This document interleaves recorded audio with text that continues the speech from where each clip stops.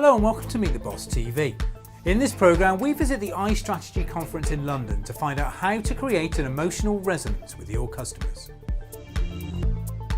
It's one of marketing's best loved truisms, sex sells. From Marlboro man to the Cadbury's Flake girl, we're suckers for a bit of glamour.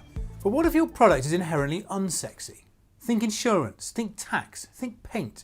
For these companies, thinking outside the box is essential. So how do you make an unsexy brand sexy?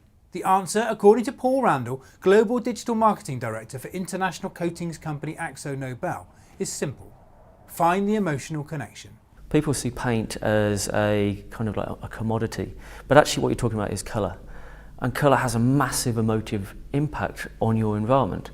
The colour you surround yourself with affects your emotional state, whether you're sleeping, whether you're in a living room or in a kitchen, or you're thinking about a child's bedroom. And that's very, very compelling, and that's something that's highly debated in the online world. And that's something that we should have a resonance in, and we should have a voice in that. And that's at the heart of what we need to do digitally. Randle concedes it's a tough sell. After all, the phrase watching paint dry has become shorthand for boredom and disengagement. So how has AkzoNobel addressed those concerns? The first thing we do was take a step back. We had a look outside the organisation and a look inside the organisation to see how we were behaving from a digital point of view, but also see where our competitors were, most importantly where our customers were, where our consumers actually were. And what we realised was that we were having a conversation that was nothing to do with the conversation that was actually taking place online. And there was a big gap between us talking about paint and people having really, really emotive, really, really personal discussions around colour and around their decorative projects. And we were missing in that. So what we had to do was take a step back and say, how do we become relevant in that space? How do we behave as an organisation? And how do we kind of leverage our assets, or what do we need to build to actually be present in those spaces? And also, how do we reorganise ourselves? How do we look to ourselves internally? If we look at what marketing's doing at the moment, where is digital in that mix? And is it playing a role? What role should it be playing? And what should it be looking like in the future? So how did you, first of all, insert yourself into those conversations? Because obviously that's not an easy thing to do. You can't just butt in. So how did you develop the relationships that you had with your customers and become part of those conversations, I guess kind of in a fairly organic and non-threatening way? We did a lot of consumer assessment to understand our online behaviour of our consumers and what they were talking about. And first and foremost, they were in unusual places from our internal point of view. We're a paint company, there should be forums about paint or DIY. And actually the interesting conversations weren't there. The interesting conversations were in Mumsnet, where at any point in time there's at least 50 different threads about what colour do you paint your child's room when you don't know the sex of the baby. And then you can look at a number of cusp of life moments, new relationship, new job, new house, new child, new family member, where all of a sudden this kind of decision about what you want, the environment you want to create for yourself, becomes massively important in your life, and colour becomes a massive component of that. In fact, colour is the largest component of that, and it's massively misunderstood. So what we needed was content that could start to answer some of those questions. But we just couldn't leap in there with a brand. Why would Dulux leap into Mumsnet? Especially forms of that nature, which are quite anti kind of that marketing approach to communication. So we had to be far more subtle about doing that, using ambassadors, and we actually pulled together a program called the Colour Collective, which is a global team of colour experts, from colorologists to architects, interior designers, feng shui experts, including just normal artists, who came together to start exploring the transformative power of colour. And that gave us content that was very lightly branded or even unbranded, that naturally socialised. And then within each piece of content, we would encourage somebody to think more about colour, more about paint, and actually start gently nudging them down that sort of sales funnel. So content is very much a starting point for you.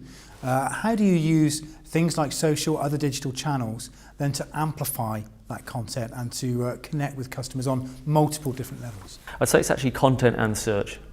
As I looked across the organisation when I joined, we were spending a tremendous amount of digital money. It wasn't that we weren't doing anything. In fact, we were doing a lot of things, but in one particular area. We were running around building websites and designing apps and missing some fundamentals. And the big fundamental was search. We were kind of like significantly underinvested in search. So we brought content and search together. Doing that properly in social, around growing your social audiences, but making sure that content that is the currency of those social worlds is also inherently searchable, gives you an organic, natural amplification of those messages. And that's the framework we've been trying to put into what we do. At the same time, we had to look internally at some of our platforms and some of the kind of landing environments, if you want to use that old-fashioned term, that we had. I mean, I inherited 750 websites globally. And rather spectacularly all built on 750 different technology stacks. If you wanted to do that, I don't know how you would actually do that. We'd managed it without actually trying. Wasting a tremendous amount of money. And what we've had to do is actually consolidate to one single publishing platform, which can be the home of this content from which we can disseminate. So this is much more than just a branding or a marketing exercise. Completely. This is an organisational change. Very much so. At heart, it's actually organisational. And we have 4 focus areas, 4 pillars as we call them, for our digital strategy. One's search, one's content / social, one's the core. And the 4th one, which is probably the most hardest one, is one we call connecting the pieces, which is where we have to link all these things together. We have to put our operating models and our business processes in place, and then also start shifting the culture of the organisation. Having top-level support is absolutely essential, but because the nature of what we're doing is far broader reaching, it's not just the case of the marketing effectiveness that we drive benefits for the organisation, but actually things like cost saving. You know, if you take away 750 websites and manage just one platform, there's an efficiency of scale there. And as a global organisation competing against largely local or regional competitors, the only way we compete is by leveraging scale. And digital at that level has that ability to give you a global scale and a global edge. How do you measure the impact of what you do in terms of the business? Very good question. Measurements are really thorny subject for us at the moment.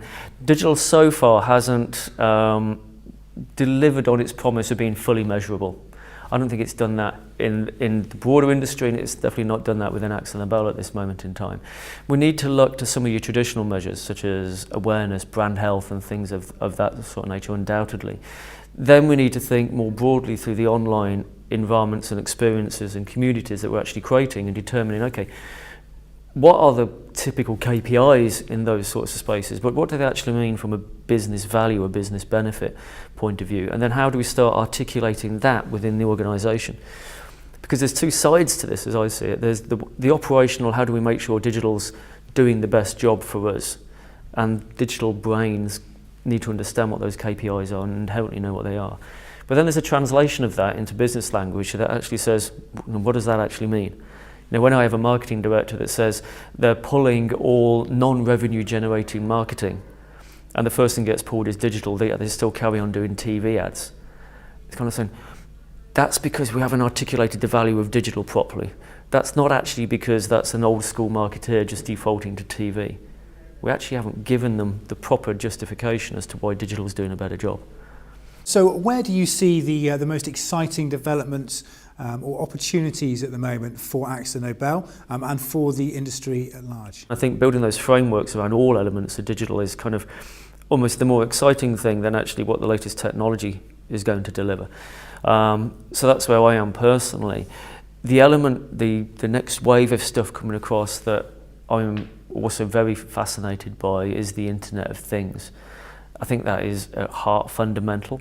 I think it starts to really drive the way that we even look at our products and look at our services. You know, I have this fictitious idea of a digital paintbrush. What could that be? You know, if you put an accelerometer into the handle of a paintbrush and then put some sort of tag on a tin of paint and partnered them with a smartphone, you know, could you get to a point where actually the paintbrush knows what paint it's put on the wall and how much it's put on? there's some fantastic places we could go with that, and that's going to be exciting to see what pans out. If I look at the engineering challenges we've had across kind of like today's digital, how we organise ourselves for the future and those things is rather a challenge. But actually it's a big part of the way that we're thinking about our teams and our organisations. We're focusing more on the organisations that are agile, that are fluid, that are there in kind of like some sort of permanent state that can always be evolving what we do, rather than actually have a campaign or a programme or a project that stops. It's like thinking in perpetuity. It's kind of like, how do these things always evolve at the organisational level, and what exactly is delivered out of them might flex, but as long as we know that's going to flex and that organisation's got the right expertise, how does that ready us for the future? For more fantastic interviews directly related to your business, be sure to explore Meet the Boss TV.